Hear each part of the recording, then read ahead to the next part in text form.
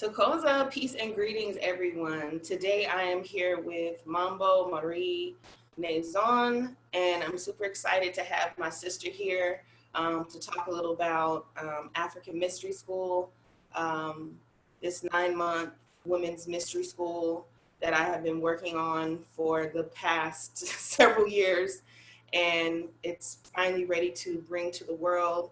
And my sister is going to be one of the instructors. So today I wanted just to interview her and to get some information about her to share with you all for those of you that may be interested in joining us.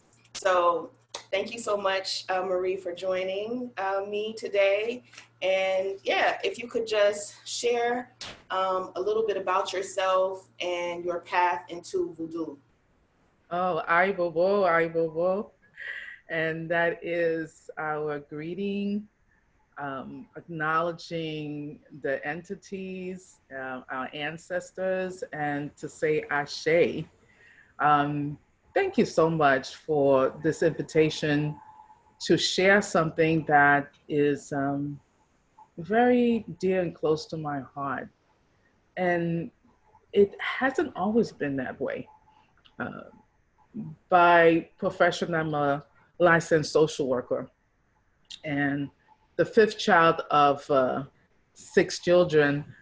I have been the caregiver in my family. So I've been a caregiver and a healer from birth and into my profession as a social worker.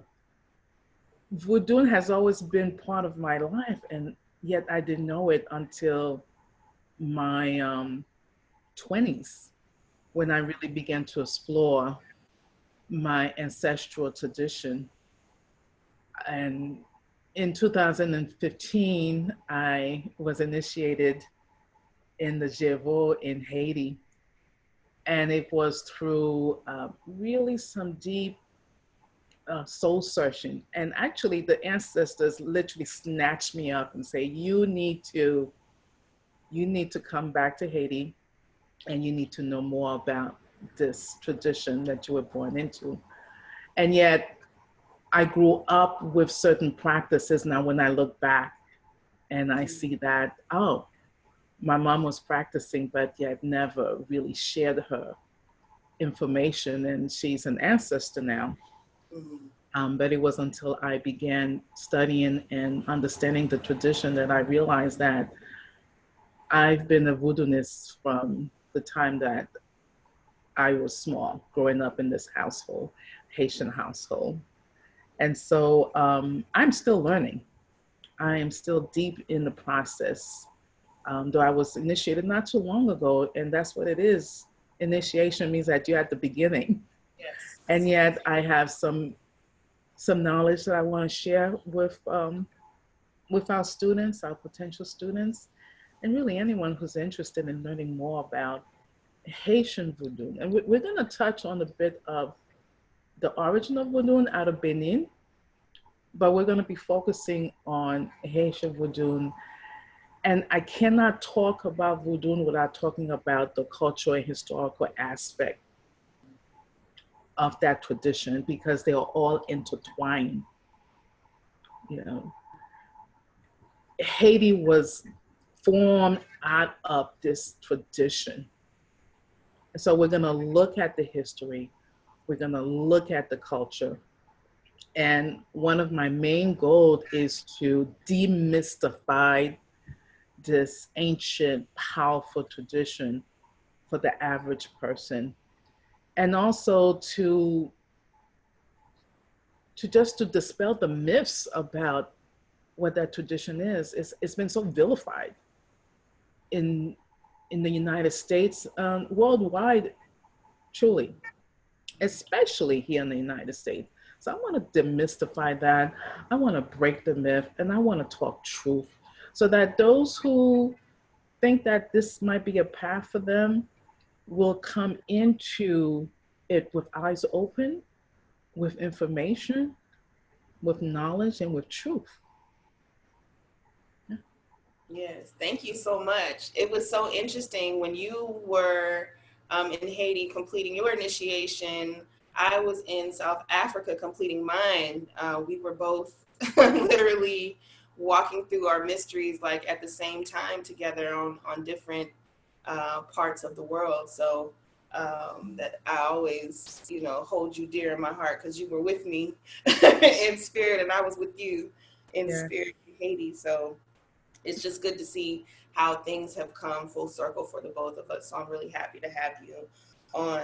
So if you could tell me a little bit about what you plan on sharing. You gave a little bit about, you know, the things that you wanted to Mhm. demystify um, in relation to voodoo. I guess just more in Pacific, what would you want to, like I said, share with some of the initiates outside of what you mentioned already? So what I'm excited to share with our in this class is talking about the lois. You know, the lois, those who are engaged in the Yoruba tradition, those in the Orisha, they're the same entity, but we call them lois, right? And there's so many of them. There are there are families of lois, and we're going to unpack those families. We're going to learn about their characteristics, how they show up in the tradition, how they show up in ceremony, how do we best honor them, how do we best respect them, and really, you know, understanding their role in the tradition. We can't do anything without the laws. So we actually, I'm devoting 2 days to class session talking about the laws. So Okay. by the time that they're complete, they're going to have an understanding of the major laws. Okay. And one of the laws that has been guiding me is Papa Agwe. And we'll talk more about Papa Agwe, who is, you know, I may say he or she, and I'm going to use she because the entities are the same. Mm, The Papa Agwe, it's governs the waters, the deep mm, waters, and our ancestors in the Middle Passage. There are many of them in the deep waters. So we're going to talk about some of the divinations, the lies that have been guiding me and that were given to me during the initiation, and go deeper with that. is that your cat? I love it. I I would love it. like to say that's my familiar. So I, start talking about the ancestors and the why he will They're gonna show up. show up. Yep. He will show up. Um, Like you we're mentioned. also going to, we're going to, I want to engage people in the music and the songs in Vodun. Um, they're so very much, again, part of that tradition. You cannot start ceremony unless the sacred drums are there.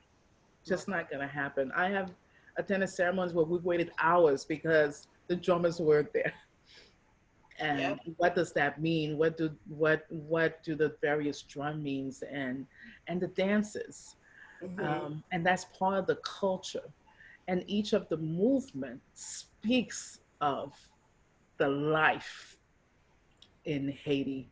So this is why the course is called Voodoo, a Way of Life, because if we don't separate it, the tradition, the spirituality, um, working in the field, the Mm. marketplace, it's all voodoo. It is all voodoo. So we're going to look at all of that together. And definitely we're going to look at the history of voodoo and how that got started, where it came from. Again, as I mentioned, I'm very committed to dispelling the myths around this powerful tradition so that you're operating with truth and information and not what Hollywood has dictated. It's time that we start telling our own narrative Mm-hmm. and not, what the colonizers have been telling us. And especially in this age of Black Lives Matter, what has happened in voodoo and how that was created was really part of that anti-racist um, conversation, because we had to create uh, a tradition different from what it was originally in Benin, so that we can protect ourselves, so we can protect our culture. And so we'll take a look at that as well. Mm-hmm. Oh my, I'm so excited to participate in the class and learn. Just hearing you talk about some of the things, there's so many. I mean, with all African traditions, I believe there's some similarities and connections, but even you speaking of the drum, you know, and how important that aspect is, that's, I mean, Ubungoma, Sangoma, it means, you know, the way of the drum, the person of the drum, you know, and drumming and dancing, trance dancing and invoking a Losian spirit is so much, you know, part of the tradition. So I'm really excited to learn and see how it applies to voodoo, because I know many of us in the diaspora um, have callings in so many different traditions, right? Because we're such a mix of all these different ancestries, you know. So it's going to be really interesting to really see how all of these pieces fit together, you know, so that we can see them in ourselves and see how these things are, you know, a part of us, you know, and how they're being expressed to Mm-hmm. us. And just to be able to have that acknowledgement and understanding um, begins to, that's healing on a level anyway, just having that deeper understanding of yourself and the makeup and why you operate the way you do. So that's going to be awesome to explore. Yeah, it is being able to connect the dots. And it's interesting because I came to voodoo later in my life, though again, as I mentioned, it's been part of how I grew up. But I was exploring Buddhism, Hinduism. Um, I was exploring. I've been a member of a Lakota Sundance community for over Yeah. 25 years. Hawaiian spirituality, and I'm still in the learning. You know, what my kahuna is has classes, you know, once a month, and I've been doing that for a number of years. And I'm also a Ifania. I was initiated in Ifa last year. And that was again the ancestors snatching me up and saying, you Mm-hmm. need to do this. And all of this snatching up has been to save my life. I came to to the process reluctantly. I'm going to share that with you, and yet I'm so grateful that I am there in there, because it has healed me and saved my life. But because I have been in these various spiritual traditions, um, I am able to see the connection, and connecting the dots. It's been very interesting to me. And in several of these traditions, you have to be initiated. Now, voodoo in particular is an initiatory, you know, Initiatory. It's okay. it's not my first language. How many years I've been here, I still get stumbled. But you have to be initiated in that tradition to really, um, you know, to learn the paths and the healing that is there. But there's so much more there's more that you can do without being an initiation. Mm-hmm. So because I've been initiated in several traditions, and also I'm a Wiccan priestess, um, that I've seen how things are connected, and there's certain things that you just can't speak about because you're Mm-hmm. the initiation. But because I've done several initiations, I'm like, oh, we did this in Voodoo, and they did this in Ifa, and the Wiccans are doing this. It's just amazing how we're also connected. Oh, yeah. We are so very connected, and it's all earth-based tradition. everything came from the earth. All Mhm. these traditions, that Mhm. the connection to nature. Mhm. And yeah, so I'm excited. And I'm excited to talk about how we're doing this all at the forefront of climate justice.